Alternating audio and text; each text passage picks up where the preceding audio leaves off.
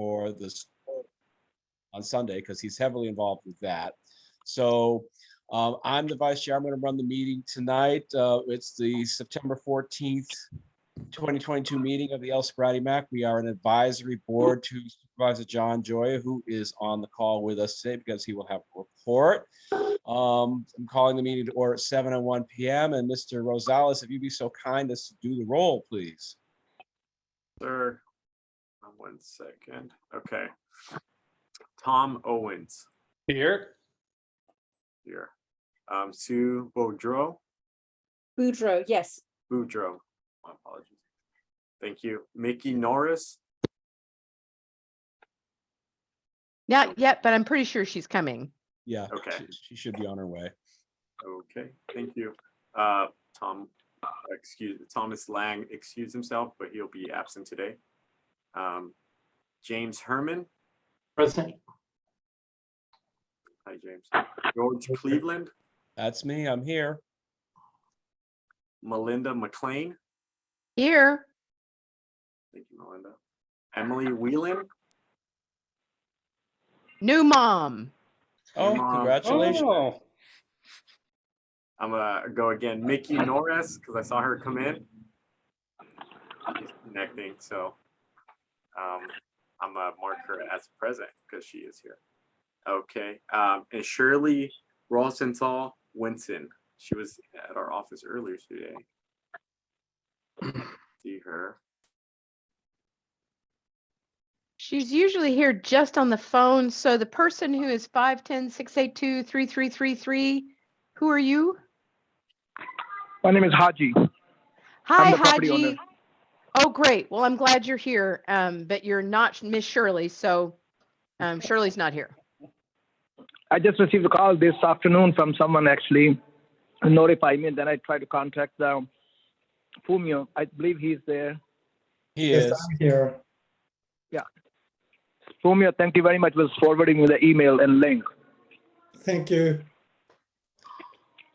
I think that's in regards to a planning application. Is that correct? That's correct. Yeah.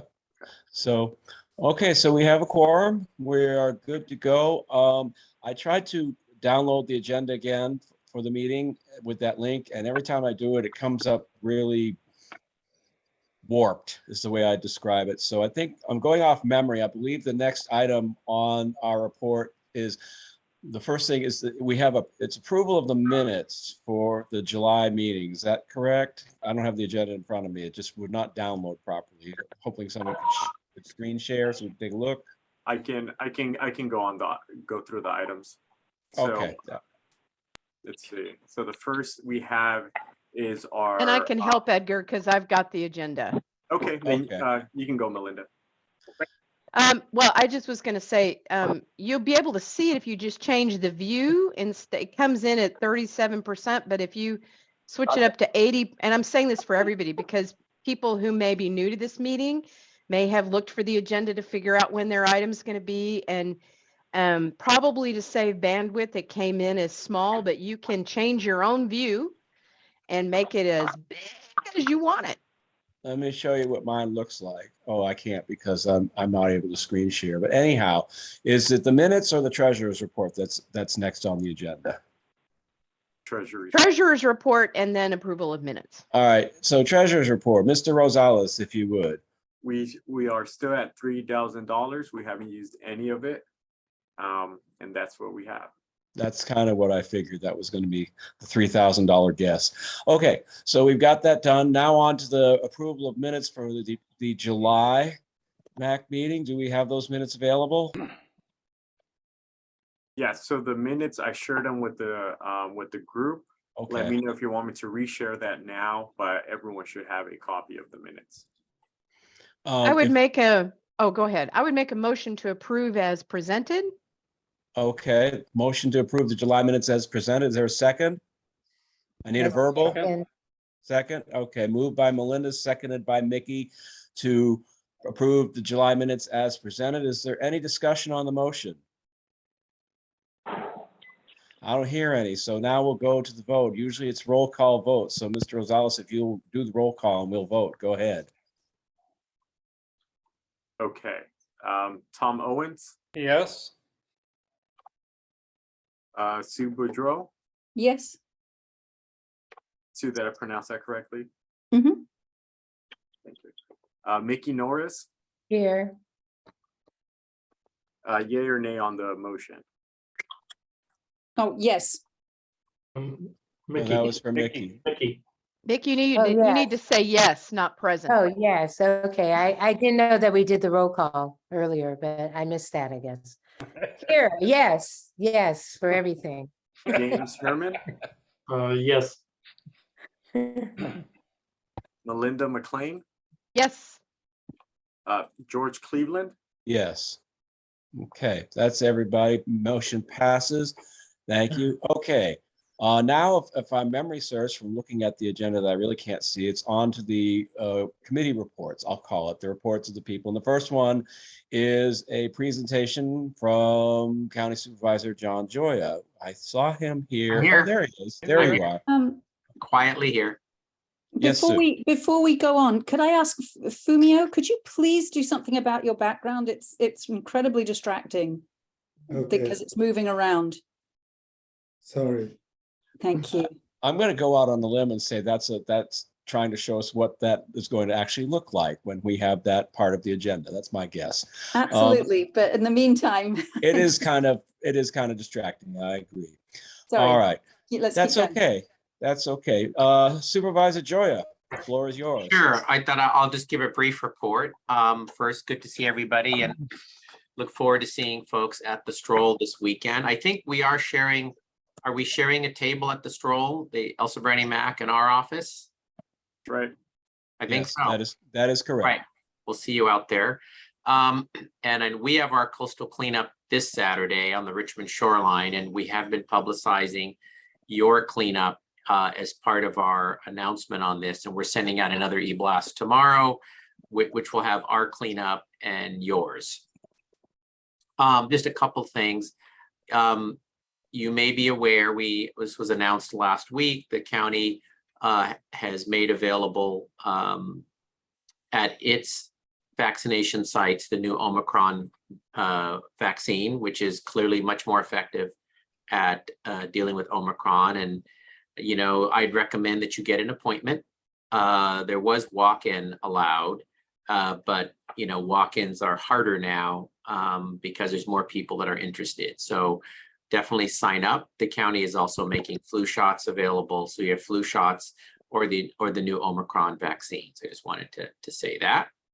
There was a meeting last night of the Pinole City Council, a study session that I participated in that was an update to the Pinole Council with regard to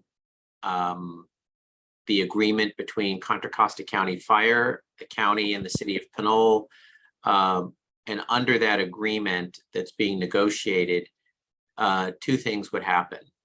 The city of Pinole would contract with Contra Costa Fire to run fire and emergency medical services in Pinole, and to reopen the station on Pinole Valley Road, which will be a benefit to El Sobrante because it would also respond into El Sobrante. Right now, the city of Pinole only has one fire station. It's downtown Pinole. They had a fire station out on Pinole Valley Road that closed about 10 years ago. So with some funding from $2 million a year from Measure X, it will help Pinole reopen that station. And also because of the economies of scale, it is actually more efficient for the county to provide fire services to Pinole. They have a fire chief and a staff and one fire station. So joining Confire has economies of scale. So they had a discussion, and hopefully it'll eventually go to their council to reach an agreement and approve that, and then over to our board. So we're hoping that by early 2023, we'll be able to implement that, and the new fire station on Pinole Valley Road will open. So that's an update there. I did want to give an update on the park working group.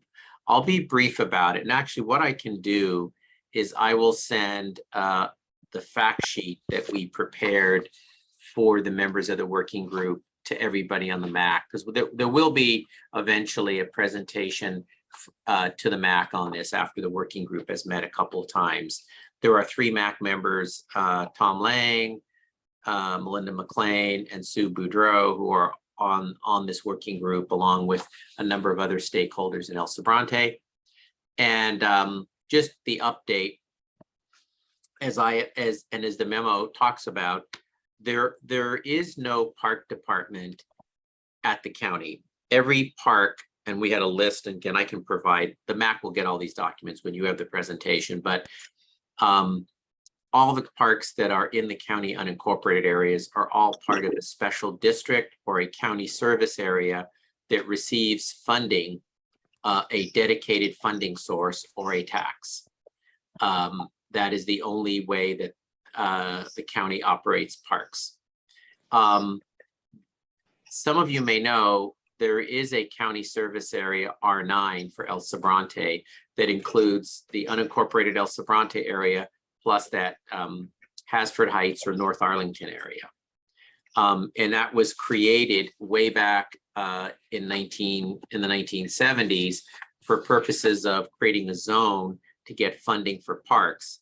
And I think it was back in the 80s, El Sobrante R9 committee of residents worked with the county to place a park assessment on the ballot that failed.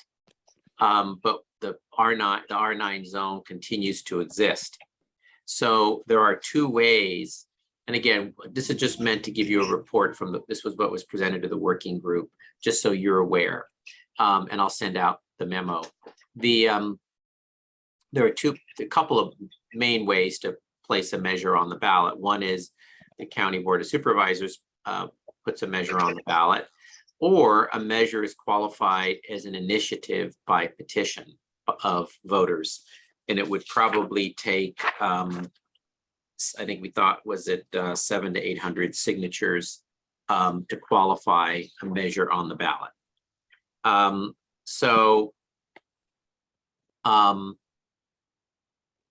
The advantage of qualifying a measure on the ballot by voters is it would require a majority vote to pass. If the Board of Supervisors places a measure on the ballot, a parcel tax, for example, that's voted upon by registered voters, it would take a 2/3 vote to pass. So I think if there's interest in putting something on the ballot, it really should be, we'd work together and it would be a voter qualified petition. So we talked about the need to determine what it would cost to buy a site, where that site should be. Should it be the Maori property? Should it be another site? How much would it cost to build a park?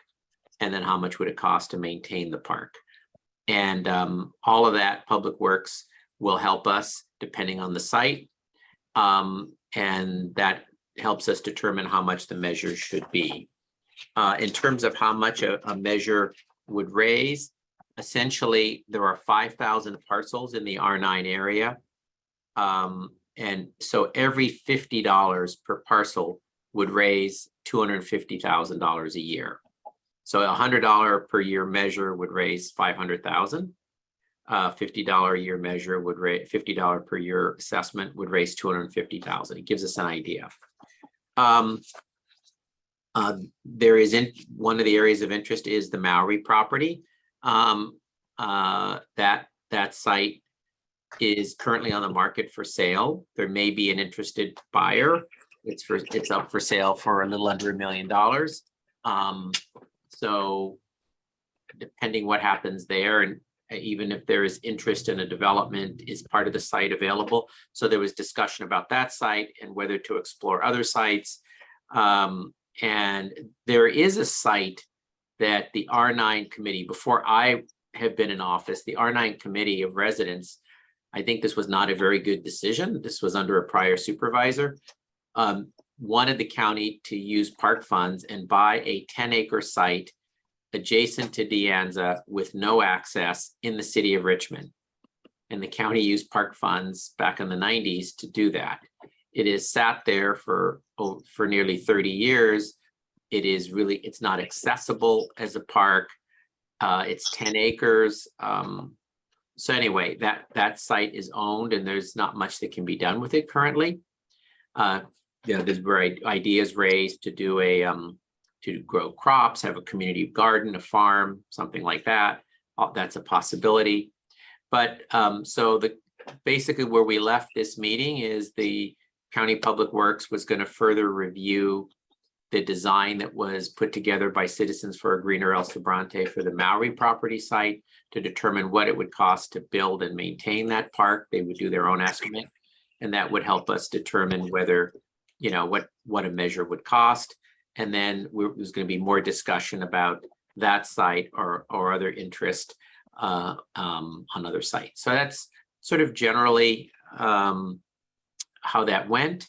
There'll be a follow-up in another meeting, but I just wanted to provide that brief update so you're aware, but there'll be more of a formal report. There'll be an agenda item for the MAC. I'm hoping that at our next, the items that really need to get covered on the MAC in upcoming meetings is a presentation on the study that a traffic engineer has done for the county to explore what's called a road diet, reducing a lane of traffic in each direction between Castro Ranch Road and somewhere before you get to Appian Way. So to explore what that would mean, how that would affect traffic. The purpose of that would be to create a safe bike lane. So a lot of analysis was done, and that'll all get presented to the MAC. I think that's going to be done in October. Another item is the need to get an update from the county planning department on the status of the general plan update. I think we want to make this a larger meeting, get more community input and your input into where things stand, the current draft on land use policies for El Sobrante. So those are the updates I wanted to give. So if there's any questions. Okay, thank you, sir. Any questions for Supervisor Joyer from the MAC? I'm going to say that Mickey has a question. Go ahead, Mickey. Okay, let me, yeah, I'm just, so if we're looking at this initiative, are you talking about, is that next year that we would be assembling it to be on a ballot? It's too late for this year, right? Yeah, so it takes there's a process to collect signatures. And I think, no one wants to rush it until we figure out, bless you, until we figure out, what the specific proposal would be. Where would the park be? How much will it cost? And so once all that's determined, the petition could be put together. It would be circulated. Most likely takes several months to collect the signatures, depends how quickly they're collected. Signatures have to be verified. There are four possible election dates in 2023 that could be mail ballot elections: March 7th, May 2nd, August 29th, or November 7th. And all the petitions would need to be signed and verified and qualified for the ballot, basically 3 months, 88 days, or 3 months before the election date. So for example, to qualify something for the May 2nd mail ballot election, everything would need to be done by February 3rd. So it takes time to do these things. So there are 4 election dates, but there really needs to be work to determine, one, is the Maui site the right site? What would it cost? Public Works is also looking at any of the information that was provided about cleanup at that site. There was a gas station on that site before. The county, like any agency, is going to do due diligence on contamination and cleanup issues, because that could affect the cost of a project. So that, and the work group is really broad. I mean, the work group has folks from the chamber, folks from spawners, folks from the community, Citizens for Green El Sobrante, the three MAC members. So I think there needs to be just a discussion and consensus about the best thing to do. Melinda, yeah. I just wanted to add, Mickey, that in the previous version of this, they did do a survey of about 78 people about what they would like to see in a park, and they just did it online. And so Sue and I don't want to speak for you, Sue, but I think Sue and I both felt like we need to do a little more surveying of the community, because Yeah. I know it's, when I say park, everybody says yes, but what they actually want in a particular park might vary a little bit. Yeah. And so that would determine whether the Maori property is the right property or we need to be looking for something else. What are people, most people really wanting to get out of a park space. So I hope that we can do a little more surveying of the community to figure that out. And then we'll know whether Maori really meets that bill or whether or not we need to look for a kind of a different space, et cetera. So Right. there's a lot of work to do, which, boy, you can help with if you want to. Yeah. So I know, so Mickey wanted to be on the work group. She reached out, and I said that right now, because there's 3 MAC members on it, officially we can't have a 4th, or we have to turn all the meetings into Brown Act meetings. So that was the only downside. But I think giving reports to the MAC on a regular basis and getting all of you to be interested to do things is fine to do. Well, and John, it might be that Mickey ought to go be on this group because my business partner Gavin is there. Yes. So maybe That's it would be right. better because Mickey Gavin and I kind of think alike. So Yeah, we're but kind he's not on the MAC, and he was saying you no, but can he only. is on the park working group. My point is that I feel You're- like my you're- point of view would be Right, very well represented by a Gavin. So maybe Right. Mickey, because you represent some other people that I don't. Right. Oh, you mean not as a MAC member? Well, I I'm think- just saying And I would go yeah, off and you would go on as a Yeah, MAC no, member. the idea Yeah. if Melinda got off because Gavin, she feels that Gavin represents her on. We're on kind of the leagues, duplicative. right? That would allow you, Mickey, to get on. Is that what you're proposing, Melinda? Because if Yes, and I'm still easily happy to do that. work on things and Okay, be yeah, part of right. stuff, but okay, sure. Mickey represents some people that I don't, and Gavin and I do have that. very similar Yeah. constituencies. We can do that. Edgar, you can just then replace the email list with, Melinda with Mickey, and Mickey, when we have our next meeting, I'll make sure you get this memo too that we sent out, and then you can come to the next meeting. How's that? That's fine. However, I'm also willing to just step back because I also trust Melinda and. Well, Melinda's you're- made a gracious you're- offer, so the Well, it's not question is- just a gracious offer, it's also like better for me right now. So yeah. So would you like to be on then, Mickey? Okay. It's not like we have lots of meetings. Oh, okay. Sure. Mickey, I think you'd be a great addition to this, and I do too. because of your interest in it. And Melinda says that she has her partner, who they have a similar thought processes, and we would still have the same number of MAC people on there. Wouldn't have to worry about potential Brown Act issues. Right. So I think it would be a good idea, a great swap, and would still keep the MAC irons in the fire, as it were, just a slightly. And different I'm still willing to work in the background with Sharon, et cetera, and Sue about this survey business, because Yeah. I'm interested in that.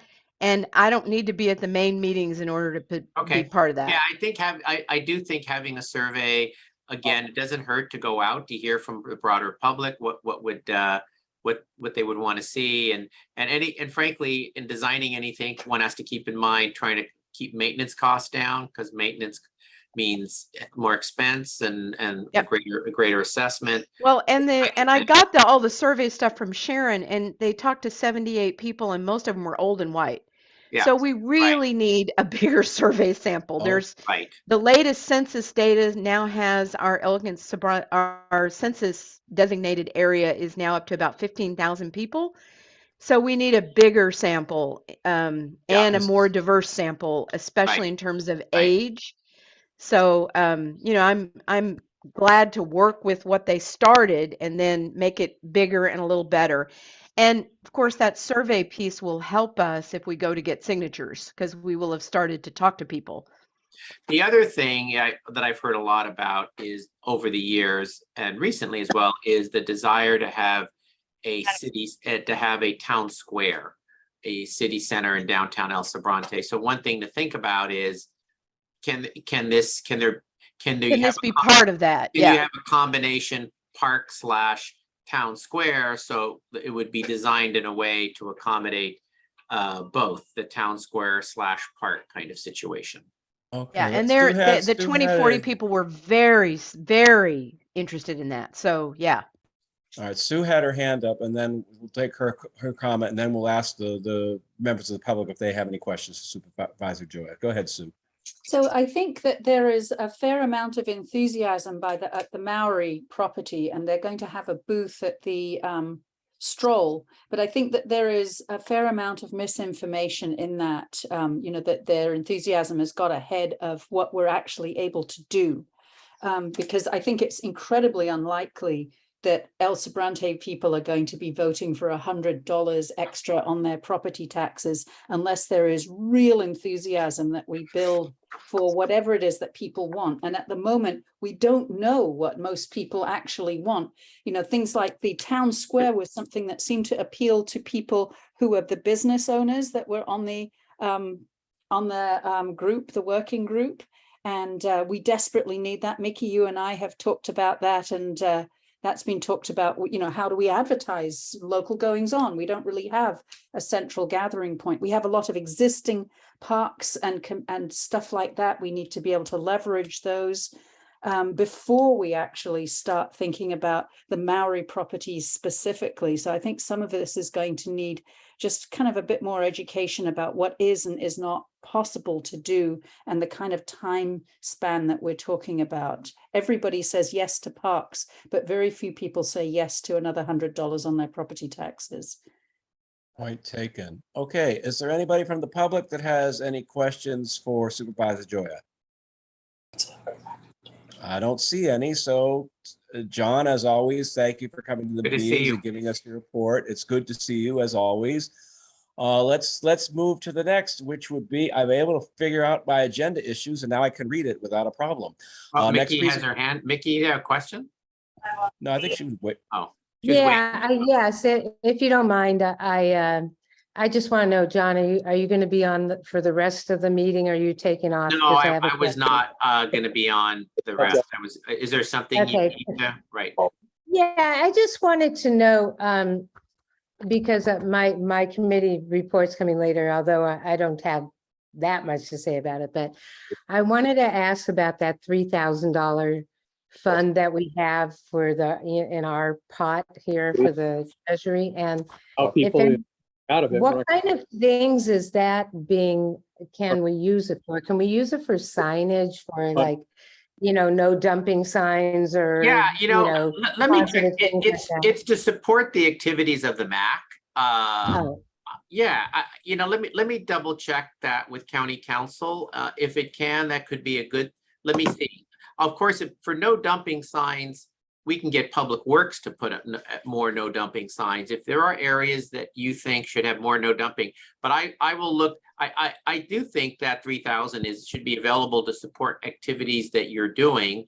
And I'll get a little more clarification on some of the things you mentioned. Edgar has his hand up. okay, Yes, thank you. If I may, John, I have the MAC Advisory Council policies with me, and it says what the funding can be used for. If you want. And is that a policy from the county or this MAC? What is it? So it's the Municipal Advisory Council policy, a memo book that you gave me. Oh, yes, got it. Yes. And what does it say? So it says the funding will be restricted to the following uses: clerical support, telephone expenses, post office box expenses, postage, print and mailing services, and community meeting expenses. Funding may not be expended on other items not directly related to the functions and activities specified in the board approved annual work plan. And the work. And the work, so you guys do a work plan. So, you know, I think let's look at that. I don't, we have to check what that last work plan and have that on the agenda for you, and then see if it's expansive enough to include that. And Okay. I can review the work plan and see if. Yeah, bring it back the report to the next meeting, or maybe send us an email sooner so we have an idea, because that money, you know, when we did the treasurer's report, it's like, I knew it's $3,000. It was $3,000 when I was on the MAC, my first go round when I left, it was $3,000. It hasn't budged Right. for years. Right. So we need to see if we can find some maybe creative ways of tapping into those funds and without Yeah. causing any problems. So, Yeah, sounds good. all right. Thank you again. Let's move on to the next report. And as I said, my agenda is visible now. I fixed it. And it's from the Sheriff's Office, the Base Station Commander, Lieutenant Mark Rodriguez. I saw him on the call. Lieutenant Rodriguez, the floor is yours. Thank you, guys. I'll start off with the select crime trends for the month of August, I should say. So for the month of June, there was a total of 21 select crimes. The month of July, we had 22. In the month of August, we had 30. We saw an increase in domestic violence incidents. In the previous months, we had 1. In August, we had 4. And then the others continue to be more of the same in terms of property crimes. We're seeing, still seeing the thefts from vehicles, auto burglaries, and also commercial and residential burglaries. So we've increased our patrol requests as well as our security checks on the commercial burglaries, really focusing on the areas of Dam Road. As far as our calls for service, we had 842 calls for service in the month of August. And looking at those calls, kind of give you an idea of what that looks like. As far as self-initiated activity goes, we had 42 of those were parking enforcement. 29 were false alarms, 31 were beat info. A lot of those we're getting dispatched to whether it's outside agencies in our area or suspect vehicles or felony vehicles that we're being alerted to that are in our area from license plate readers or other information being provided to us. 39 vehicle code violations that were closed out as non-moving violations. So things like seatbelts, cell phones, that sort of stuff. And then we also had 43 fire responses. So we're responding to assist fire. And then also 135 service to citizens. So the majority of those, obviously, just by the nature of the way they're being called out, no criminal conduct on those. And then as far as the number of reports generated off those 842 calls for service, we had 97 reports generated. So we continue to see the property crimes. We're continuing to step up our enforcement activities in terms of patrol requests and just being more visible. I've asked specifically our graveyard crews to, if they're going to be writing reports in the vehicle, or if they have downtime in the areas, to pull over and focus primarily on the businesses on Dam Road. That's where we're seeing a lot of these activities take place. So just keeping more of a visible presence, one, as a deterrent, and then also just checking the businesses as well as an enforcement action there. We'll be out at the stroll this weekend. We're increasing staffing for the event. We'll also have our recruiting unit out there. We'll have a booth, so you'll see them present. And that's kind of it. The other thing I want to give is just kind of a public safety announcement, something that was brought to my attention this week. And in reviewing the reports, it looks like there may be a trend. But we've had a couple details, not so much out of El Sobrante, but that are coming out of a bank in a neighboring jurisdiction. However, the crimes have actually taken place in our jurisdiction. So one being in El Sobrante and the other one being in Rodeo. In these specific instances, 2 people withdrew a significant amount of money from the bank, proceeded to visit a store, and in both places it was a different store, and in both instances they left the money in their vehicle, and people broke into the vehicle and stole the money, which leads me to believe that they were being watched or trailed from the time they were leaving the bank. So if you guys frequent the banks and you're making large withdrawals, please be mindful not to leave anything of value in your vehicles. And then also just be mindful as to whether or not anybody's watching or following you. So we're investigating those still. Those are 2 open cases that we're working on. But it's something that happened recently, and it seems like they're connected. So any questions for me at this time? From the MAC, does anybody from the MAC have any questions for Lieutenant Rodriguez? I don't see any. Anybody from the public have anything for the lieutenant? I don't see any there either. Well, Lieutenant, as always, we thank you for coming to the meetings and giving the report. And we thank you and the rest of the sheriff's deputies for their service in our community. We appreciate your work a lot. We know you have a lot to do, and you always do it well. And we're very glad that we have you when we need you. So thank you very much for your service, as always. Thank you. I appreciate it, and look forward to seeing you guys on Sunday. Okay, so yes, we'll see you there. Next up on the presentation, it says that it's the Contra Costa County Fire Protection Battalion Chief Charles Thomas. I do not see him on the call, but I do see the one and only Chief Lon Gaich. And remember, that's how his last name is pronounced, Gaich. For those, for those who are newer to the MAC, that's sort of a little inside joke between us, because the longtime chair of the MAC, may she rest in peace, Barbara Pendergrass, wonderful leader of this MAC, couldn't pronounce his last name ever. Even though he was here every month, it was a different pronunciation every month. But Chief Gaich, the floor is yours. Your report, sir. Go ahead. Well, good evening, everybody, and God bless Brenda. She was a wonderful person. So I will look the other way at that slight discretion, because she was great. Good evening, everyone, to the board, to Supervisor Joya, to Edgar. Glad to be able to present a report on behalf of the fire district tonight. Let's see, I'm just going to give you some bullet points about operations for the fire district, and I can take questions from the council. We are extremely busy. As everyone knows, we just came through a significant heat wave. We have currently deployed 2 engine strike teams to assist the firefighters in Placer and El Dorado County fighting the mosquito fire near Forest Hill. That fire continues to grow and presented a significant threat to the town of Forest Hill yesterday.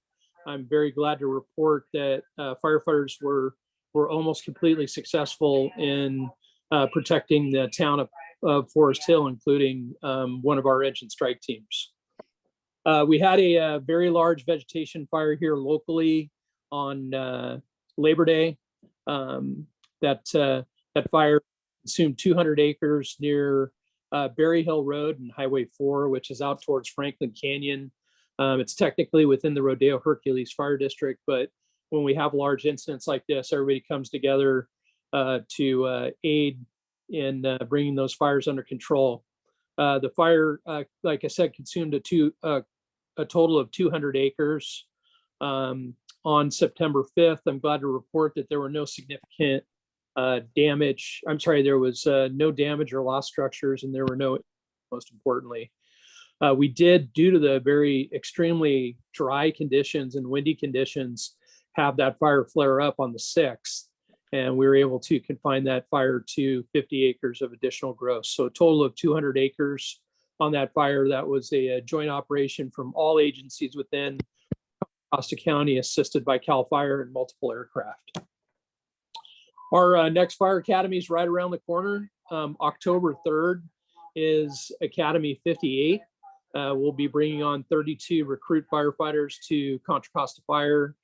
They will join us in minimum staffing right around February of 2023.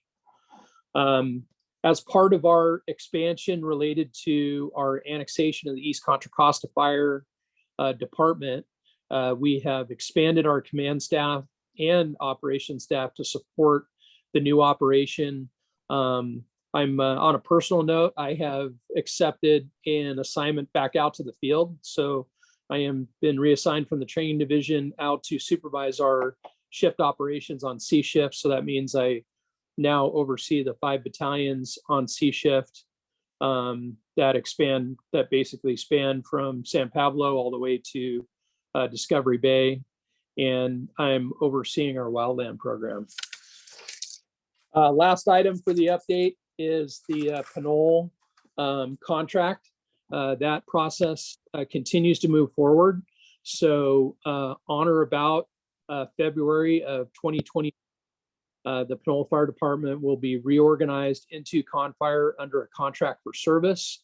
What that means is we will essentially become Pinole's fire department under contract. The firefighters that work in Pinole will become Confire employees, and we will be able to reopen the long closed Fire Station 74 out in Pinole Valley, which not only improves services throughout Battalion 7, but also assists us in protecting the large area out towards Briones and the backside of El Sobrante. End of report. I'd be happy to answer any questions the council might have. Any questions from the MAC? Sue? I don't know if this is the right place to ask this, but I know that lots and lots of people will have land that is privately owned that has a tremendous amount of brush in it. It's a huge fire hazard. I have absolutely no idea what to do about that. I have neighbors asking me about it. Where can I go to find out information about what to do? You're We muted. can't hear you. You're muted. You're muted, Chief. Sorry about that. That's a great question. So if you live within the Contra Costa County Fire Protection District, we have an exterior hazard control ordinance and weed abatement ordinance. And I'm going to go ahead and provide that information to Edgar so you could provide it to everyone in this call. Basically, you can link through our website and report any problem addresses, and we will come out and inspect them and make sure that they're within the weed abatement ordinance for the fire district. Excellent. Thank you, sir. Any other questions from members of the MAC? I don't see any. Anybody from the public wish to have any questions for Chief Gage?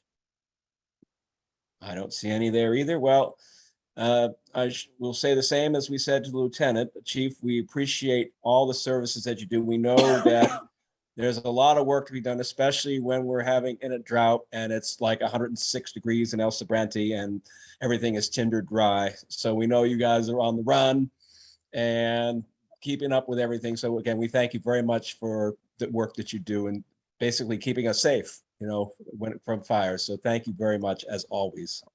Thank you, George. Everybody have a great night, and we'll see you soon.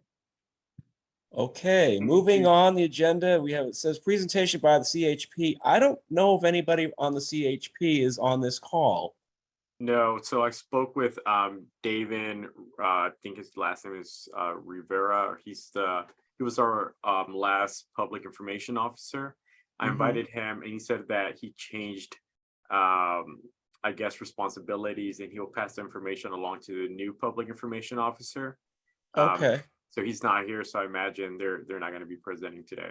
Okay, because normally the CHP officers themselves show up at the meeting. It's usually Officer Leviste, and he gives a wonderful report, and we'll miss that this month, which is too bad. But let's go on. Let's continue on the agenda, the discussion items, which is the development plan applications, variance reports, et cetera, et cetera. There are 3 that are on here. And let's see, one is about new Valero gas station signage. The second one is about the Verizon cellular telecommunication facility, basically a tower that looks like a giant pine tree. And a file about building a multifamily housing on, I believe, on Dam Road near Valley View. And I'm looking at the people on the call, and I see people on here, and I'm not sure who's representing what. So if I'll just go through the first one. Do we have anybody on the call for it's county file number CDSE 22-00006, which is the Valero gas station signage? Is anybody on the call representing that application? No, but they've already done it, George. This is Jim. The Okay. signage has already been changed. The pumps have already been changed. It all says Valero now.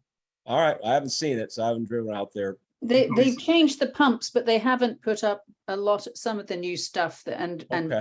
spiffed Literal it up. signs- literal All signs right. up. Okay. How about this, the Verizon Tower? Is anybody on here for that? Yes, Hayden Piper and Norman Lopatin are on for the Verizon Tower. Thanks for having us today. Okay.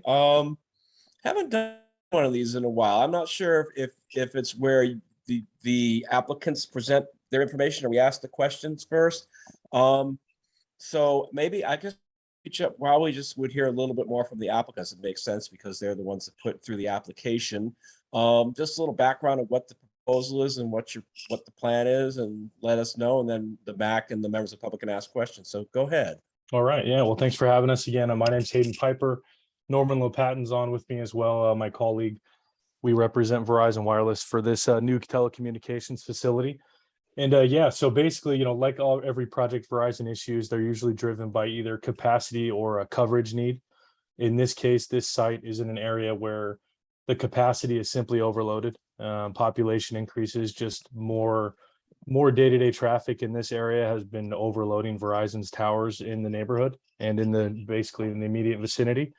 So what we're tasked with is finding an appropriate location for a new telecommunications facility that obviously meets all of design guidelines, working with planning, ensuring that our site doesn't really stick out like a sore thumb. That's why, as you mentioned, this is a monopine. So it's a stealth structure, as it's called in Contra Costa County, that houses 9 panel antennas and other supporting equipment. We found a great landlord, great property owner who is excited about the opportunity to generate a little bit of extra income with his property. We worked with him and Verizon's engineers to ensure that we impact there's the least visual impact as possible here. A lot of questions that we get when it comes to applications like this are, how do we get to this particular site? And this one's a little bit simple. We had a very specific coverage need in this area. The VoLTE voice over LTE for Verizon is kind of having some just bandwidth issues is the easiest way to put it. So what we've done here is we've looked at a few other sites in the immediate vicinity, trying to find another property that would maybe be a little bit more, that would be a co-location. That's usually our first, thing that we go for, is finding a co-location for another site. In this project, for this, what we call a search ring, there wasn't another co-location that would work for us, mostly because of height concerns. A lot of the other sites are either have center lines that are taken up by other carriers or rooftops that just aren't high enough. One correction I'd like to make to the agenda is this is actually a 65-foot monopine, not a 55-foot monopine. Planning has all of the application materials, applicant materials, and supporting documents to go along with it. So that's probably just a typo. But yeah, that's kind of the long and short of it. It's a kind of mechanics shop. These, like I said, the landlord, the property owner are excited about the opportunity. We found an area on their property that is to them kind of unusable space. It's kind of storage. So what we're doing is we are proposing to get specific into the project here, a 65-foot monopine with 9 panel antennas, 6 radio units and other supporting equipment, all surrounded by a 484 square foot lease area. And yeah, we're happy to work with planning. We've been working with planning. You guys, that department's been great. I know this isn't really through them, but they've been great to work with so far. And yeah, the materials Verizon has to provide and all of these applications are, really to give everyone, including the public, reassurance that things are done within FCC guidelines, that EME, is always taken into account, that the design has both a coverage objective in mind and public safety. Whenever you have an issue like this in a site or in a city where there's an overloaded area for traffic, you can see it start to affect emergency services. So this is something that is beneficial to the city, to the landlord, and Verizon has been willing to and continues to be willing to make it, basically fit in the neighborhood the best as possible, best we can. So yeah, it's a monopine. So Thank you, Mr. Piper. Any questions from members of the MAC? I asked that you use the raise your hand feature because I don't know who's first. So That's okay. I think I saw Sue first. So Sue and then Mickey. 65 feet is going to be a pretty high structure in the middle of El Sobrante. And I'd like to ask that you might consider varying that, just making it look a bit more actually like a pine, because the ones that I've seen around have this kind of color that's not very well matched to actual pines. And if it was like, if you use two colors or something like that to make it look a little bit more natural, that would be wonderful.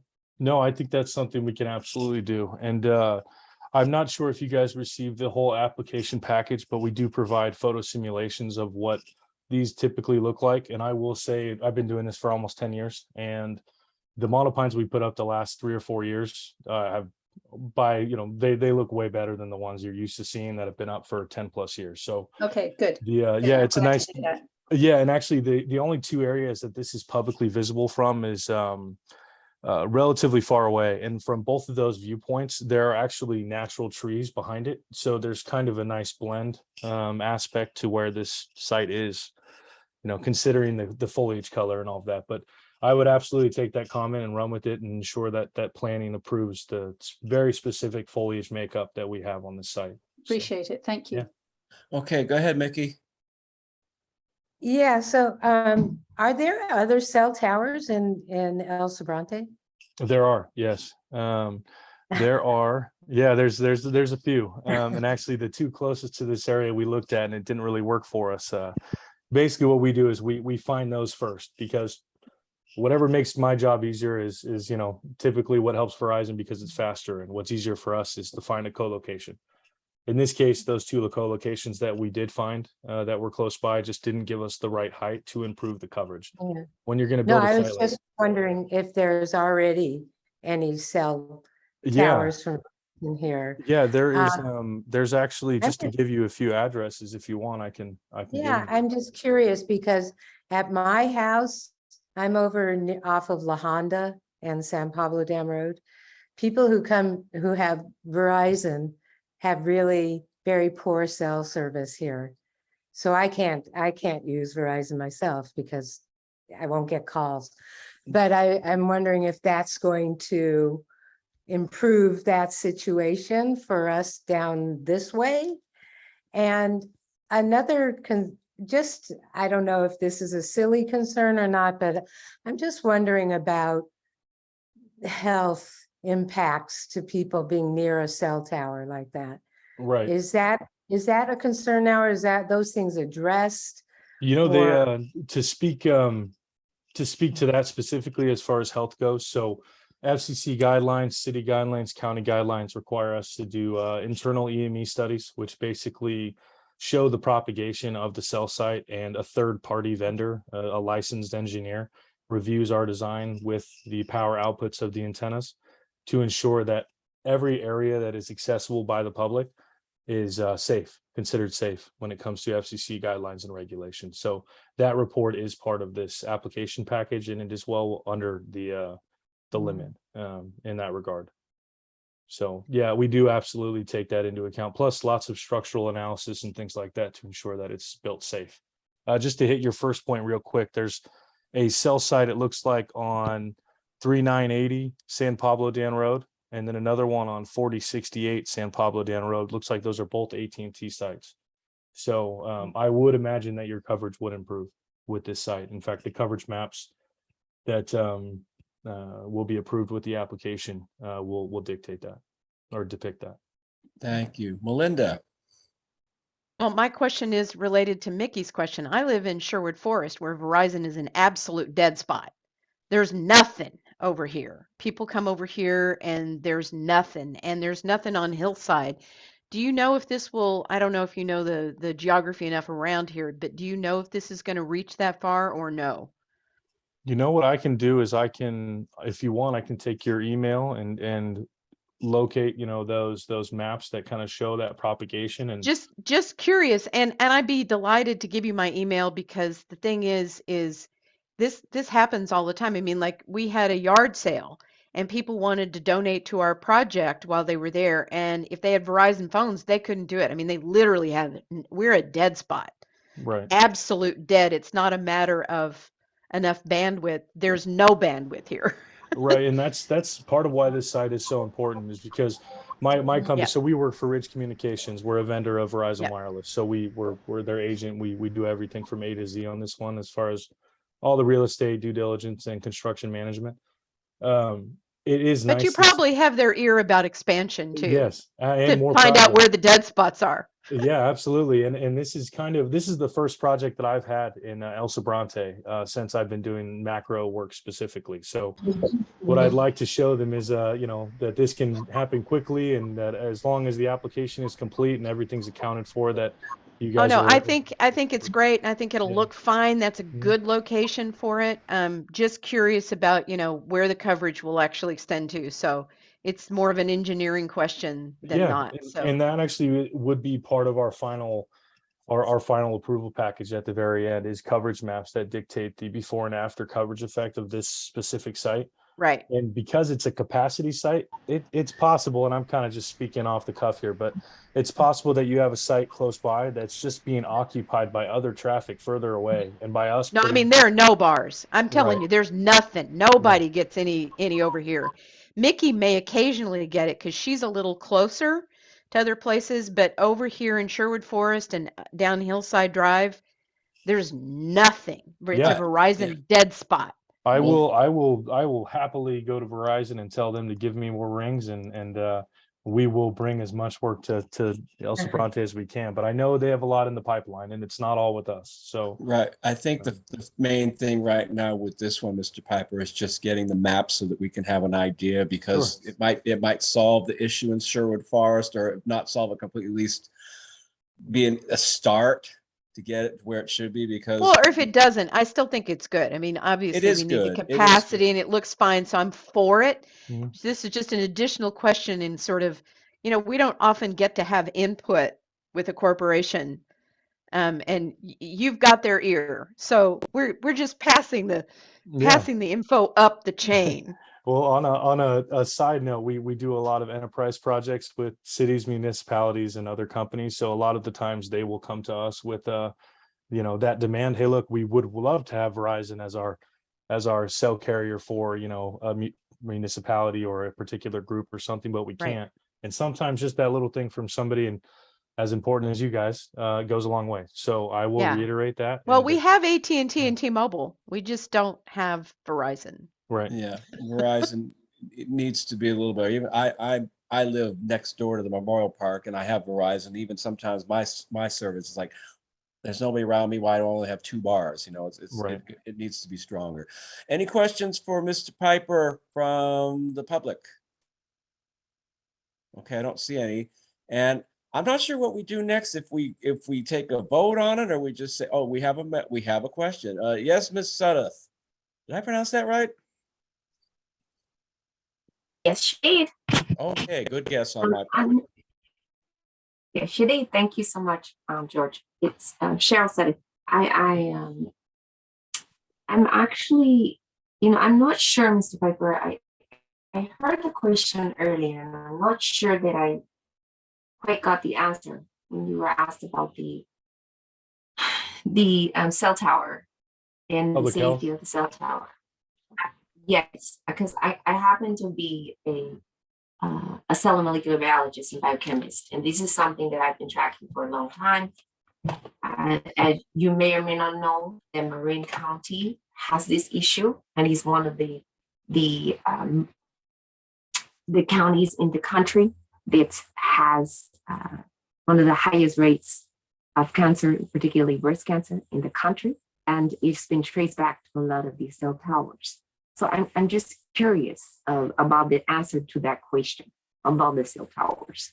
And Yeah. El Sobrante is so small. And to have, multiple cell towers in such a small town.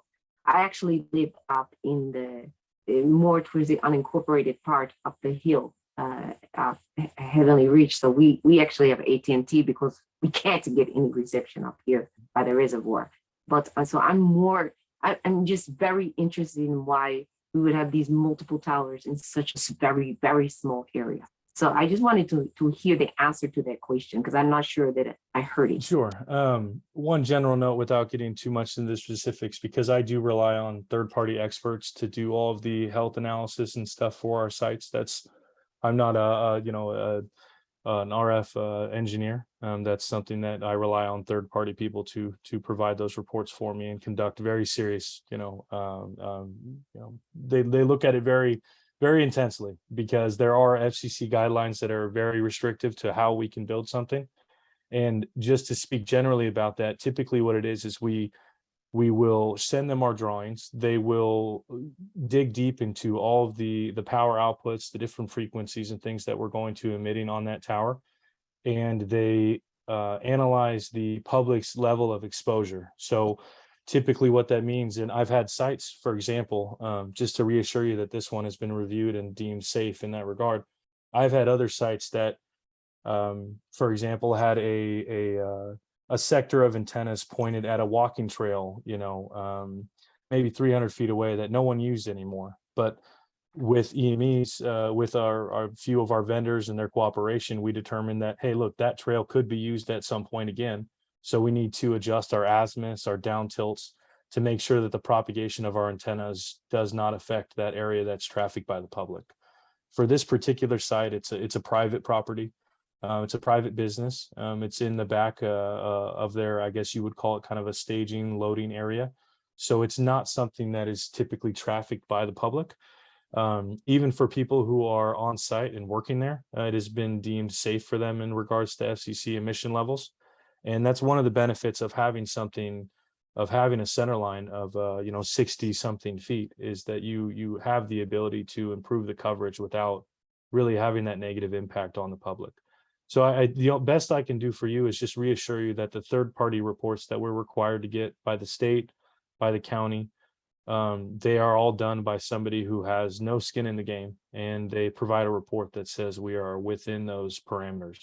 I was trying to pull it up, but typically we're well below them. I mean, most of the sites I do are 10 to 20% of the acceptable level of exposure. And this one I haven't looked at for that specific number, but it's definitely below, because we were able to get the approval, get their stamp, and submit our package for review. So I just know there's a lot of stories out there that have to I guess are looking for reasons why certain things happen, and the only way we can prevent this site in particular from being one of those stories is to make sure we do all of the third-party reports and studies and rely on experts. So that has been done here with multiple engineers. I think the other question, Mr. Piper, was why so many in this area, and I think you answered it, because the existing infrastructure for the towers is not capable to sustain the amount of traffic that's being done cellularly. I hope that's the right word. That's exactly right. And okay, even for the amount that we have in this area, it is compared to other jurisdictions I work with, it's a little bit light per capita. I mean, I'm in San Francisco or Berkeley or something like that. If I'm building a site in 3 blocks, I'll have another one. And so it is an ever-changing world. So there are less of these bigger towers going up. But the good thing about a bigger tower is it covers a larger area. So you don't have to visually impact the public by having all these little strings of, small cells, ODAFs, different types of deployments. So yeah, Okay. that would be the reason. Thank you. Propagation doesn't reach as far. So I appreciate that answer. I was actually trying to help you out a little bit in case somebody asked you that question. Well, you may want to publish that.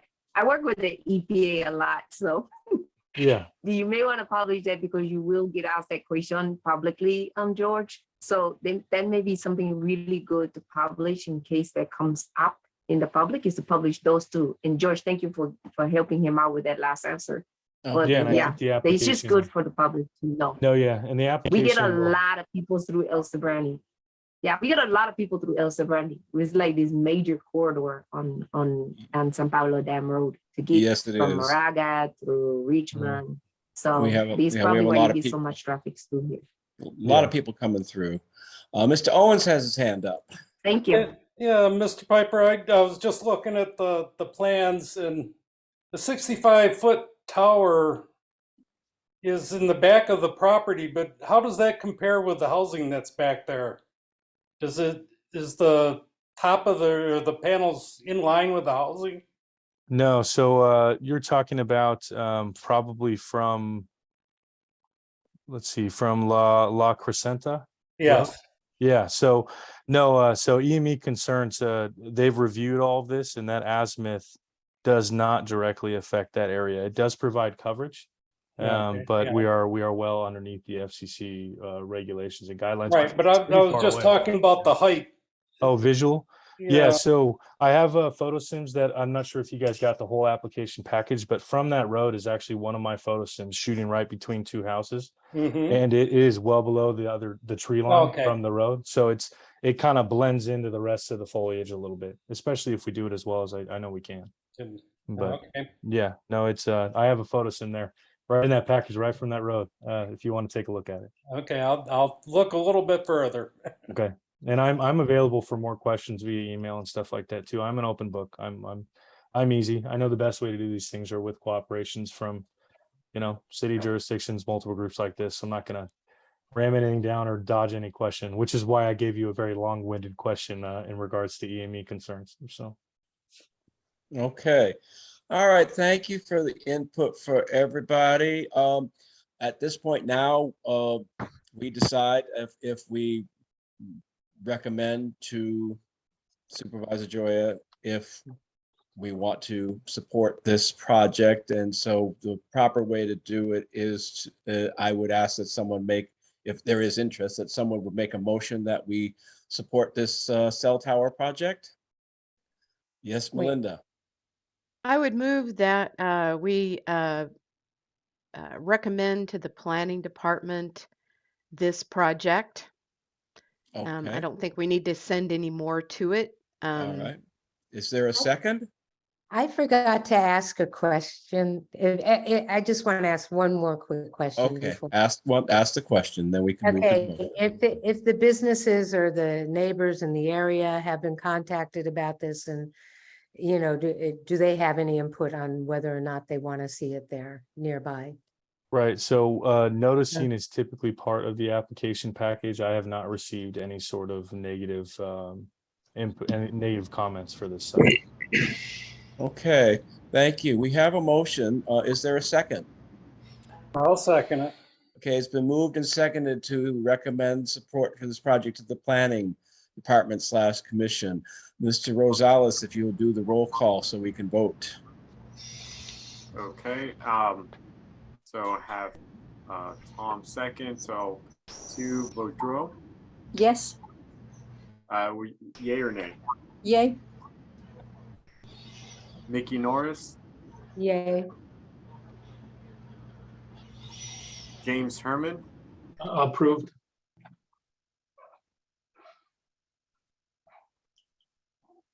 okay, that's everyone. Well, no, Oh, wait, sorry, George. George, I get to vote. Aye, sorry about that.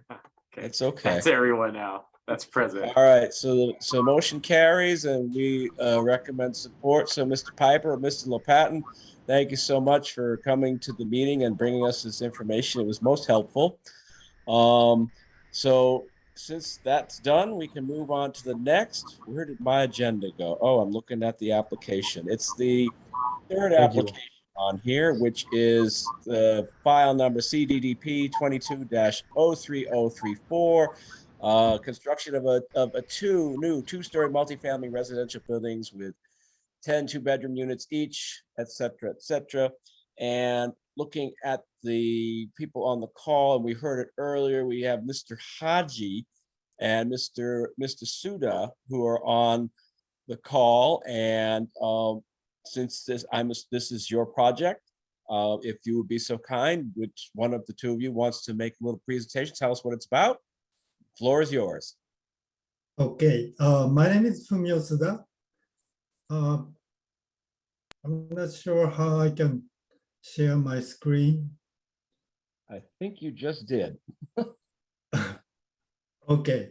Or maybe it's hard to tell. Is this sort of a 3D rendering of what the building is going to look like? That's correct. Okay. It is a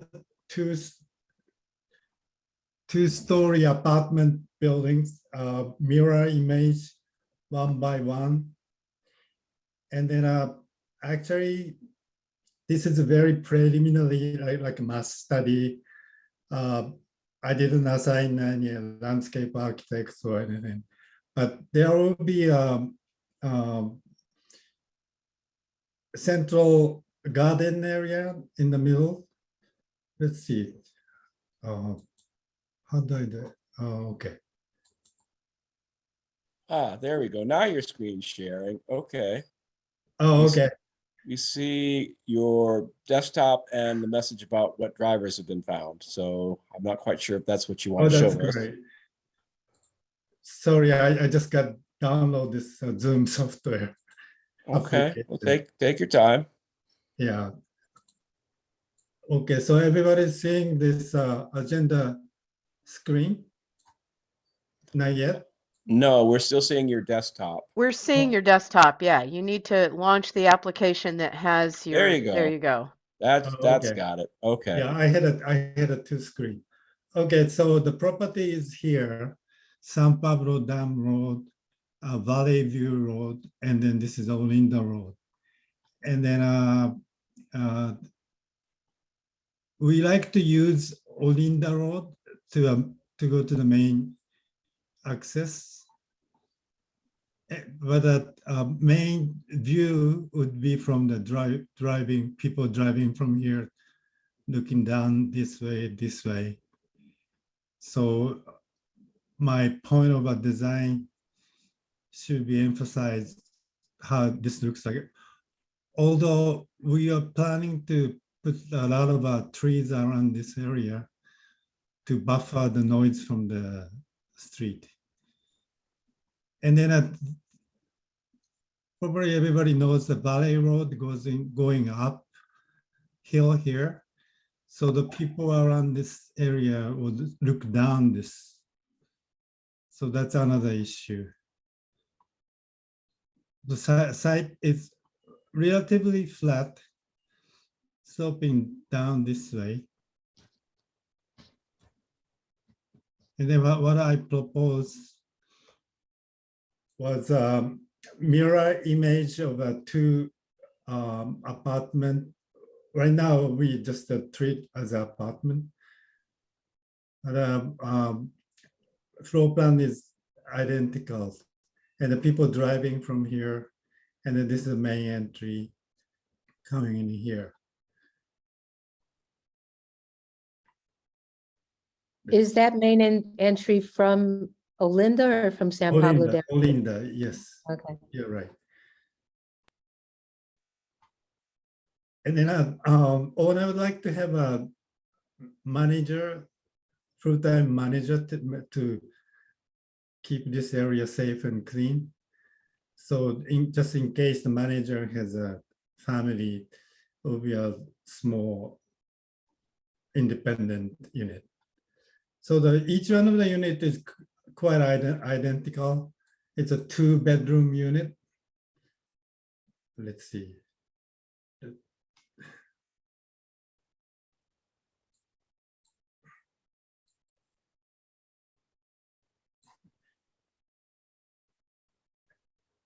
You get it, well, it's a very typical condominium or apartment type. Once you get in, there is a kitchen and the bathroom this way, and then this is living room and balcony. First floor, it's open. There's no guardrail. And then this is was similar size, but this will be a master bedroom. And then 2 closet. Well, I'm from Japan, so I'm not used to have 2 sinks in one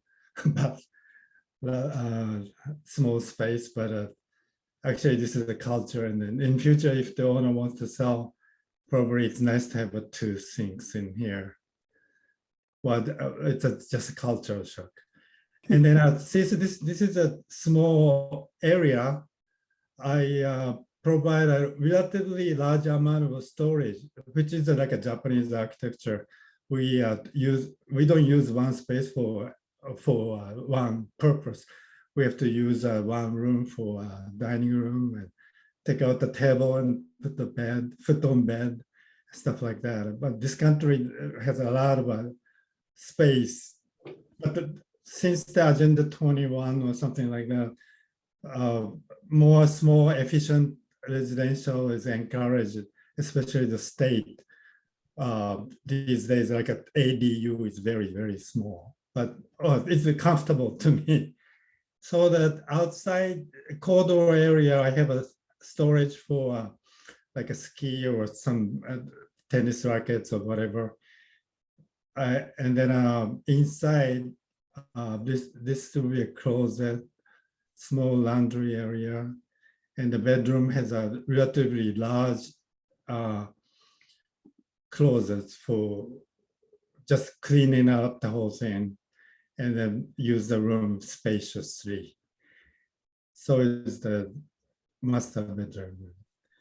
And then the whole thing is just repetitive, but again, it looks nicer to the outside. Interior corridor is kind of a utilitarian, although I'm trying to make the entry as a sort of a coming home, like Frank Lloyd said, at the shelter, feeling of a shelter, coming back home type of a thing. But actually, this is the entry. And then once you get in there, backside, each one has a quite a nice privacy. And then again, we have to have sort of emergency stairs, which kind of a cheap looking. Maybe I may hide this if the design review suggests that way. And then manager's office is a simple single story. If the manager's couple have a kids, and I have extra bedrooms, but this doesn't have to be too fancy, but again, it matches. And then what I did was, in order for people to understand well, this is the building itself. And then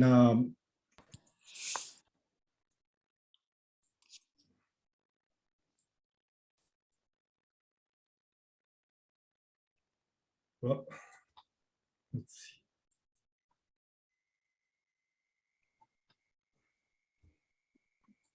Sorry, I didn't practice. Where are the front doors for the apartments? Front door is like a main entry. So this is the shared entry. Oh, Once you get in there, there is an interior stairs, which are kind of a little nice looking than the side stairs. But this gives you a feeling that you came to a sort of a nicer shelter feeling. But as a matter of fact, if you don't have this, it's like a very boxy apartment unit. Mr. Suda, Yes. are you ready for some questions? Yes, go ahead. So what I didn't see in all the documents, and I just want to say, I live in Sherwood Forest. I will be passing this location every time I go anywhere. I mean, this is really close to my house. I live really close to this area. Mm-hmm. What's missing for me is the landscape plan. I Oh, didn't yeah. see, and I know that's required because I'm developing a property myself. And so can you at course. least, since we don't have the plan, can you at least tell us more? Because Sherwood Forest is called that because of the trees. And the way we're looking at this right now, it looks pretty much like a parking lot and two buildings. Of course, So yes. can you talk a little bit more about landscaping? I get it, we don't have the plan, but maybe you can tell us more. Sure.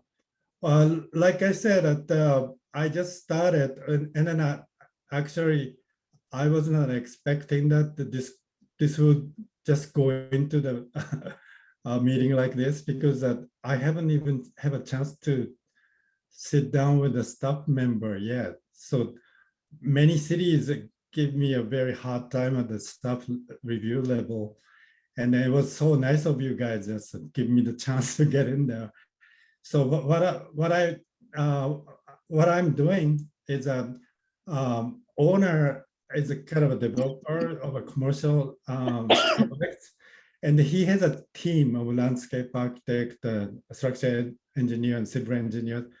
But this is his first residential project, and then I was going to introduce my landscape architect. So as a matter of fact, landscape has not been done, but I had a conversation with her last week. She said she would move this building a little bit farther away each side, so that because these lines are setbacks, we have plenty of room in here, and of course these setbacks area will put a lot of nice garden like landscape, so that you don't even see the building. And in the middle, it would be lovely to have a garden area where residents can have a communal area. Yeah, my first plan, I had a little fountain here too. Yeah, something where you've Yeah, both got well, traffic like I slowing. said, landscape has not been done at all. Well, I mean, so- until Got you've it. got the landscape, I'm not particularly excited about approving it. Mhm. Sure. Yeah.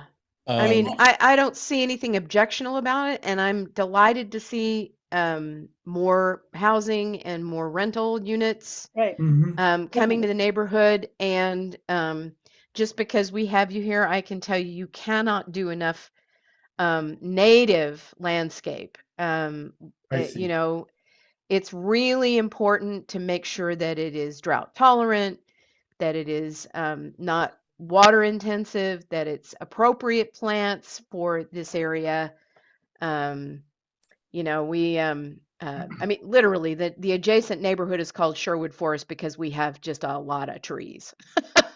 I see. And so that's really important. So I'll look forward to seeing that eventually. Yeah, of course. And I think a fountain is absolutely insane in drought prone California. There's nothing about that fountain that makes any sense to me. even if it That's was recycled, crazy. even It's if it was recycled insane. water, it wouldn't work. Yeah, we can't have that. Yeah. Anyhow, Jim had his hand up. Mr. Herman. I took it out. Thank you, George. I live on Olinda. I live before, when you come off of Valley View, before you get to Sherwood Forest. In fact, before you get to the second church. This property is right next to the Brazilian church, which has already exacerbated the noise problem on Olinda at least my end of it. They have things going on till midnight. We have no noise. We have no noise ordinance in Contra Costa County, so there's nothing the sheriff can do. But I promise you that all of the neighbors call the sheriff that property right next to where this is going to be built, that the noise is just unbelievable. And I live down a little bit further down. I live past Wendy Lane on a 2.5 acre spot right next to past Wendy Lane. So right there. So what concerns me is several things here. One is that the traffic pattern going off of San Pablo Dam Road, coming around that corner onto Valley View is atrocious.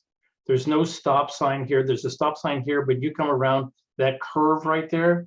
And if you're coming off the Dam Road and these cars coming, people have to stop in the middle of the road to let people go by. If you're going to let out, the main entry is here. I got it, Mr. Suda. I understand. I appreciate that. Thank you. So if the main exit's here, you're going to back up traffic down here. Oh, I see. Coming down Olinda Road. There's already people that drive like 50 miles an hour down this Olinda Road, coming from Sherwood Forest. These people, once they hit this straightaway from Valley View all the way to the curve at the church at the end of the curve, they power down this street. It's really atrocious. You're going to have 20 to 40 cars coming out of this place right onto Olinda Road. I don't know how they can manage that. And certainly I don't know how the traffic coming around here with no stoppage and that kind of thing. I'm not a big proponent for apartments, I have to tell you, and that doesn't influence me. I realize people need to live where they live. But if you look at El Sobrante, and I've lived in El Sobrante since 1960, And if you look at El Sobrante, we have an atrocious number of apartments compared to the residential home city. We have a mass apartment complexes all over the place. And adding another one in an entirely residential area and adding an apartment building right there, 2 stories, 2 of them, is to me obscene. It truly is. It just takes away from every property value on this street. It takes away from the peace and comfort of everybody on this street, particularly if you're going to have anything going on at the church next door. These people are going to be, they're going to be the worst off, because the people across the street right now are the worst off because all of the noise coming that way. So I'm not a big proponent here. I would never vote for this. I'm terribly anti this whole project because of where I live, probably, but I live really close. So I'm just telling you all the things I see wrong with it. Mr. Suda, if you'd be so kind, if you could unshare your screen, you could stop sharing now, because we've seen that. So it's kind of impinging everybody's view. You'd be kind enough to stop the screen sharing. Well, I think we're getting there a little bit. Okay. No, you need to really, there you go. Stop There. sharing. There we go. Okay, we got it. Okay. Oh, even better. Okay. So, I want to talk about it. I'm thinking that these apartments are going to be market rate. There won't be any what I will call affordable housing. I don't see the value of what is there now, which is nothing. It's a vacant lot, and I think we have enough. We still have enough of those around that nothing happens to them. I don't know that this MAC can say yes or no about this project, because even though we've got the application, it still sounds like this project is in its infancy. Usually when things come to us like this, there's the landscaping. It is an important thing, especially in where that is, because the landscaping, in addition to providing natural beauty, it's a noise buffer, and they really need that at that location, because that's one of the busier intersections in El Sobrante, and it's also Dam Road, and everybody still drives like a crazy person on that stretch. Well, most people, the company excluded, and so there's plenty of noise. So I mean, I guess I don't know if we can do anything with this yet. That's my humble opinion. I did want to, the MAC members, we've spoken. I wanted to see if anybody in the public has any comments or questions about this project. I don't see any. So yes, Mickey. I just wanted to ask if there's an elevator. I mean, is it going to be, disability accessible? Is it ADA compliant? Yeah, accessible. Well, all the units are identical, so I can provide ADA units on the ground floor. So no elevator. It's not the discrimination, because it's exactly the same floor plan.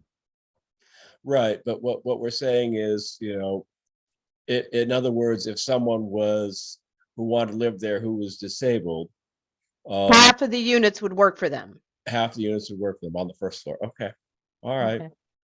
And the units on the first floor are exactly the ones on the second floor. So he's right. That meets the code. Okay. Yeah. All right. I just want to thank them for coming and look for Edgar. We want to make sure that they come back.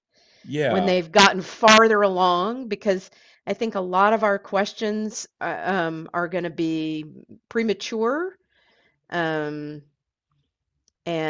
Right. I agree. I think it would be helpful if they came back to the next meeting, if they're available, or maybe the November meeting. I'm not sure, because the projects take a while to get going anyways. Mr. Owens has his hand up.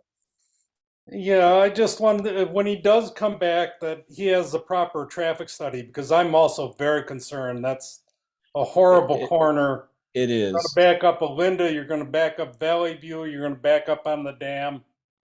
Right, and that Miss Tom is absolutely correct.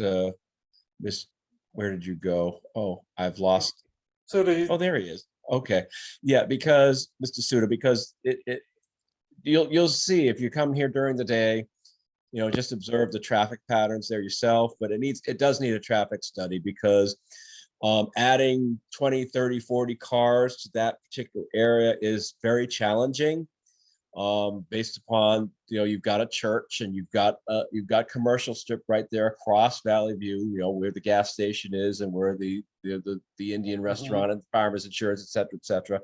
So it's a bit of a challenge as it is. And so to make us feel more knowing of what we're looking at, we need that extra information so that we can make an informed decision on whether we support the project or not. So that's we can't give you an answer right now because we just need more details. Well, actually, I'm not sure if the owner wants to talk, but it takes a certain amount of money to provide a traffic study, and then probably the conclusion will be the same as the traffic jam is a traffic jam, right? Well, And, yes, you're so- developing a property and you're going to have to pay for things. I would Right. call that the cost of doing business Sure. because of what needs to be done. It's something official, and Right. it impacts the neighbors because there are neighbors, especially where Mr. Herman lives on Olinda, because that's a nice, quiet, narrow rural street. And you're putting more cars on there and a larger carbon footprint, so it's one of these things that we want to do because it affects things because we're Sure, of we're course. really into it and we're a bit more vigilant than we used to be. And we're looking out, we understand the need for housing. We all know this is not new, that there is a serious housing crisis in the state of California. We know this. And we're looking, it's good if it's an infill development because the lot's there and it can be built upon.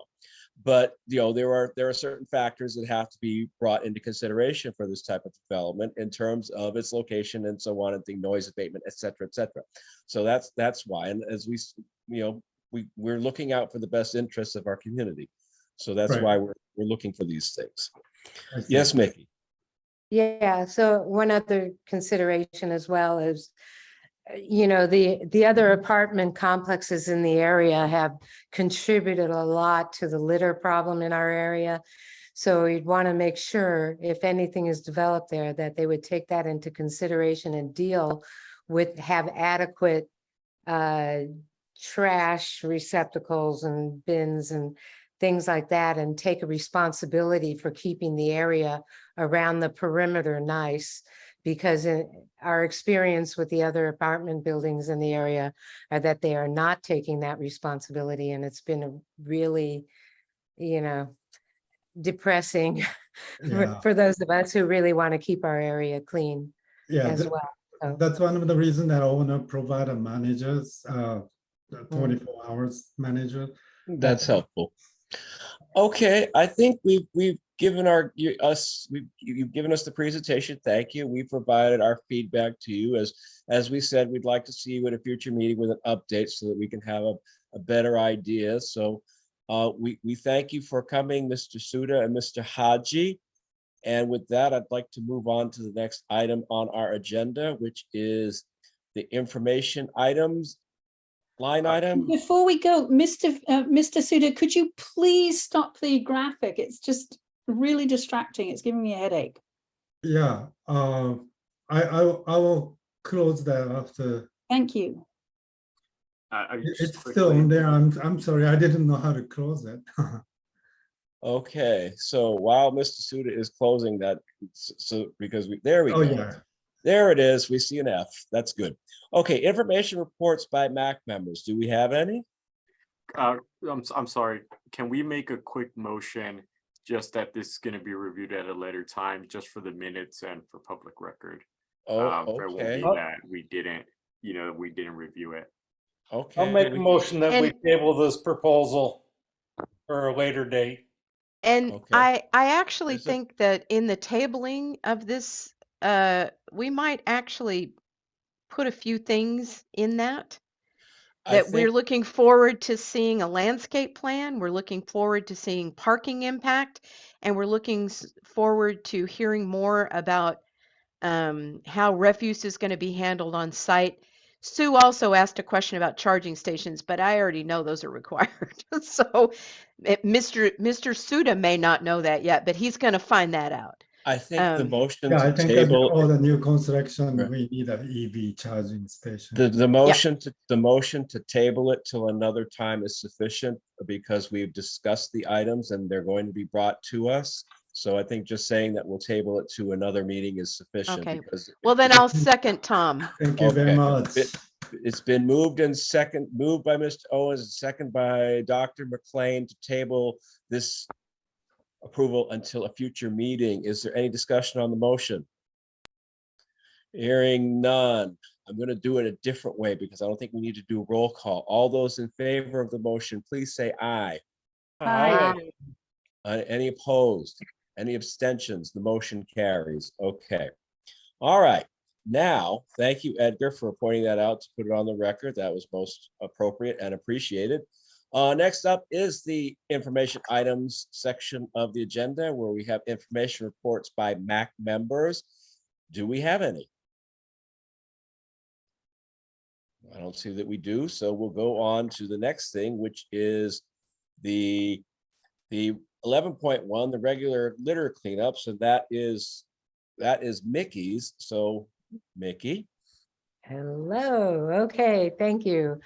Yeah, so we have our regular third Saturday cleanups, although this Saturday we are not having regular third Saturday cleanups because we're postponing it to the following Saturday to maximize our outreach to the community at the stroll, where we will be participating in the parade and we will be having a booth there as well under the name of the the El Sobrante 94803 Green Team. And so I hope you'll all come and visit us and pick up some information on how to get rid of your things that you want to get rid of in a responsible manner. We're going to have lots of handouts. We'll have some information items. And so we're excited about participating in the stroll. And if anybody wants to join us in the parade, let us know. We're going to have a lot of fun with that, with chants and some choreography, assuming that we don't get rained out in this whole stroll thing, because That's right. apparently there's a 90% chance of rain on Sunday. I don't know if that means it's in the later part of the day, hopefully but if not, bring your umbrellas and because the show must go on. And so we hope everybody will support us in our big National Coastal Cleanup Day that we're having on September 24th, staged from the El Sobrante Library, starting at 9:30. You can sign in and pick out a location to clean up. We're hoping to have a big turnout that day so we can cover lots of territory in the 94803 area. Yesterday I walked San Pablo Dam Road from Appian to La Honda, and it was an absolute mess, and it really kind of is disgusting, and we need to get more people to raise the consciousness and get more people involved in actively on an ongoing basis to take part in picking up the litter, so we don't have to live in this littered up area, and make it clean and beautiful for all of us to enjoy.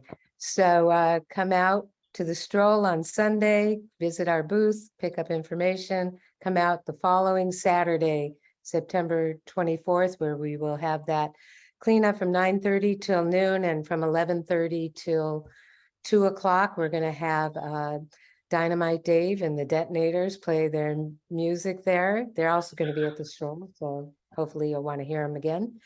And we'll have some food, and so we'll hope that we'll get your support and of the community and be there. And then after that, I would like to schedule a subcommittee meeting for in October at some point. I'll get with Edgar about that and maybe anybody else who wants to be a part of our newly renamed cleanup and beautification subcommittee. And so we can take on more things like how are we going to address some of these illegal dumps that people are complaining a lot about on Nextdoor, getting all worked up on Alhambra Valley Road, Castro Ranch Road. I'm not even sure if that's really El Sobrante, but No, still, it's not. no, No. it's part Okay, Castro okay, Ranch, but Richmond, and the rest Alhambra is of the underneath. area too, I think. Yeah, we need some more signage and things like that, but we want to get step up our what we can do, and we'll talk about that at the subcommittee meeting when we schedule that, hopefully in October, maybe in November, but hopefully October. Thanks, Melinda, Thanks, Mickey. Melinda's got her hand up. Go ahead, Melinda. Hey, Mickey, I got a couple of information announcements that fit under this beautification thing. One is that one of my neighbors here in okay, Sherwood everybody, Forest. everybody Can you all hear me? froze on me for a second. Now I can. Okay, go ahead. Okay. So one of my neighbors here in Sherwood Forest has repainted the sign. Have people noticed that they repainted the Yes. sign as you come in on the dam road? Well, that was one of our neighbors here in Sherwood Forest. Took it upon Good. himself to go repaint that, and it looks a whole lot better. And there's a group of folks, it's mostly being organized by the Chamber of Commerce, but Serge Glushkov and the Triangle Gang and some other folks are involved in a mural now in the Triangle District. And this is another big beautification project. And they're getting youth involved, and Precita Eyes, the nonprofit from San Francisco that has done so many beautiful murals in the city, is working with them. And so these two things, the sign being painted, thank you, John, for doing that. I mean, just a neighbor who's like, I can paint, and he went and painted it, and it looks lovely. And then this big mural project are good things in the beautification category. Yeah, I'm hoping that we'll have a report from them. I've invited Serge to come and give a presentation about what they, what they envision with Triangle Works, their new name. And so Well, I can get tell you the with them. theme of the mural, in case you're curious, is our watershed. And sadly, some of the youth drawings they got were mostly like dogs and cats. So Serge is having to do a little education about like what's a watershed and what are sort of the things that ought to be in a mural about a watershed. But that's perfect. That's great. We love that. And I think it's a great broad theme that's good for El Sobrante, so I think it'll be a really great thing. Yeah. Okay. Sue has her hand up. So I went to see the Triangle the other day to see what was going on with it, and it's a little bit obscure as to kind of what's going on there. And I was wondering whether it might be worth hanging some kind of plan or something outside of it. In any case, I'd love to see a little bit more about what it might look like and also when it might be finished.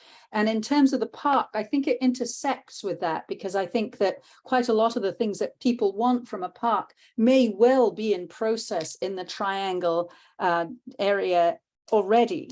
So I just sort of think we need kind of a bit more of a holistic view of it. And I'd love to have, I probably am just not remembering properly. I'm sure that there's been presentations to the MAC on the Triangle stuff, and I probably just don't remember. I don't Not think so. I really. would have The remembered it. the triangle's never presented, but the good table, obviously we went through the planning process, we went through everything else, and we've talked a lot about our project, Yeah, I would which have. will create community gathering space. Yeah, but not Triangle. Yeah, Triangle has been here because that's something that kind of sticks out in your mind. Triangle, just the word itself. So they haven't come to us. So now well, they're still at the dreaming stage. When they get to okay, things that are concrete, then it makes more sense for them to come. I mean, the good of table's course, real. we know. And the Indeed. mural's going to be real, but most of what they're doing is not concrete yet. Okay. All right, let's go to Chris. Before one more quick thing. Somebody Yes. has hung a sign up on the corner of Appian Way and San Pablo Dam Road that says El Sobrante needs an enema. And I Sorry. I find that humorous in a dark way. yeah, Sorry. no, I understand, but it just feels like a pretty awful thing for people It's coming rude. into our town to It's see. rude. It needs What to does be it removed. mean? What does it mean? It's completely means- unclear. It means that we don't have to get into what they're trying to say. What we would do is we would ask Edgar to ask Public Works to have the thing removed because it is Please. offensive. So, Yeah. okay. Well, Moving and it's on to- graffiti. It's Yes. vandalism. Exactly. Moving on to Chris, and then after Chris, we can go to public comment. Go ahead, Chris. Yeah, just following up with Mickey. Thanks everybody. A great meeting so far. I wanted to point out a few other things that are going on. One is that we're getting ready to up our push on the third Saturdays. So we got a couple of signs. We're going to be highlighting it in the March, the monthly cleanups, in other words, as well as the periodic ones. And so we're going to be having banners about that and putting up a couple of signs around town. Our idea with the signs is that we're only getting a few of them. We're going to move them pretty often so that first off, that people know they're not abandoned signs, and second off, so that people see them in different places instead of trying to put up a lot of signs. We figure just move a few of them around could be good. On that note, though, we did have our first cleanup sign stolen. And I don't know what you can do about that, but just thought I'd bring it up to the group. The other thing is that with the Caltrans Heroes project of cleaning up the entryway off of the 80 up to Dam Road, we got some help from the SOS today to really get that area cleaned up where the homeless encampment used to be and everything. So it's especially clean right now. If you want to run out and take a picture, good time to do that. But also somebody poured concrete. We've had a problem with people putting construction materials, but I've never seen anybody pour a square yard of concrete, which they did in 2 different piles, which is now from people getting off the road. This is going to be a real problem because this is usually it's debris, we can move it, but in this case, it's attached to the pavement and everything. I don't know what the idea is going to be to do with that. And then 2 other things I wanted to bring up. One is that there's a group that's trying to get those flower pots going better. It seems to have been stalled again, but if people are interested in, the flower pots on down the Dam Road of downtown, getting flowers into them and getting them taken care of, I think that if there's some other people who are interested in giving the person who's doing that a boost, that I would join you and try to get that going a little better. And the last thing is to mention that one of the things that we're putting together for the stroll and for our next cleanup is a coloring book and a coloring sheet to engage kids into the idea of being involved. And so it's going to be just a 4 little page coloring thing that they can take home with them, and it gives information. And also we're doing a third Saturday postcard that encourages people to clean up every third Saturday, but it also gives a reduced size list of resources for people to get rid of their stuff instead of dumping it. So I just want to fill you up on some of those other things we've got going right now. We're making a lot of progress on this committee. Excellent, Chris. Thank Thanks, you much. Chris. for the And I just information. wanted to add that our next third Saturday cleanup is October 15th. Okay. Moving on to the last bit of the agenda, public comment for items not on the agenda, 2 minutes per speaker limit. Okay, I see. Chris, is your hand still up for that? Or that's an old hand? Okay, Edgar has his hand up, or he did. Okay. Yes. I had a quick comment just to let folks know that starting next month, we're going to start the hybrid model of this meeting. So I already met with the El Sobrante Library. I know this is long expected. So I'm going to be facilitating these meetings at the library, but there will also be a hybrid option. So that's just a quick FYI. And let's see. Yeah, I think that's it from me. Okay. For the public comment part, I'd like to start because it's not on the agenda. We've been talking about the stroll. And I will be in a booth at the stroll as well. It's an entity that was mentioned at a MAC meeting some time ago, over a year. It's a social justice group that I belong to. It's called FREED, PHREED, which is an acronym for Pinole, Hercules, Rodeo, and El Sobrante for Equity and Diversity. It was birthed after the George Floyd murder, and it's designed to, it's social justice and make sure that things are as they should be and people are treated well. And we've had discussions with various agencies. We have people who talk with police departments, we have people who talk with leaders of the school districts, and we have people involved in the community. And it's something that it would be nice to have more El Sobrante people involved in it. And it's a good group, and we're good at what we do. And I'll be in their booth at the stroll. That's what I have to say. Anybody else have any other public comment? I don't see any, so I think at this point I have one more. So sorry.